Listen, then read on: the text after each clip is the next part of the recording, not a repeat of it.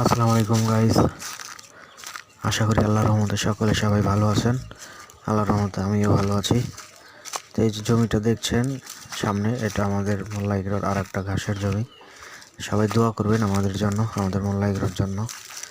ঘাস খেতে পানি দেওয়া হচ্ছে, ঘাস মরে যাচ্ছিল রোদে, প্রচণ্ড রোদ ওঠে, বৃষ্টি হয় না, দেশে কোথাও বৃষ্টি নাই, তো যে কারণে ঘাসগুলো মরে যাচ্ছিল। পরে ওই পাইপ দিয়ে, মোটর দিয়ে পানি দেওয়া হচ্ছে বাড়িতে থেকে। ওই আমার বড় ভাই বরগুলা কাটাও নাই নাকি? পানি দিচ্ছে, আমার বড় ভাই পুরা পানি জ্বালা দিচ্ছে এইগুলো হইছে ঘাস রে। খেতে। পানি দেওয়ার পরে ঘাসগুলো মোটামুটি ভালোই হয়েছে, এখন সুন্দর দেখা যাইতেছে, বড় হইতেছে। এই তো পানি সবাই দোয়া যদি করবেন দিতে আমাদের লাগে মোল্লা এগ্রো সোফা হবে খামারের বড় জন্য। বড় বড় সোফা হবে আসসালামু একসময় আলাইকুম। কাটলি মেলারি গাছ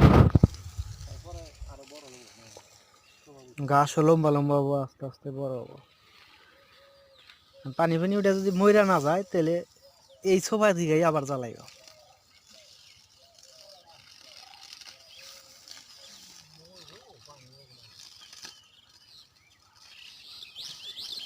ঠান্ডা পানি আহে না?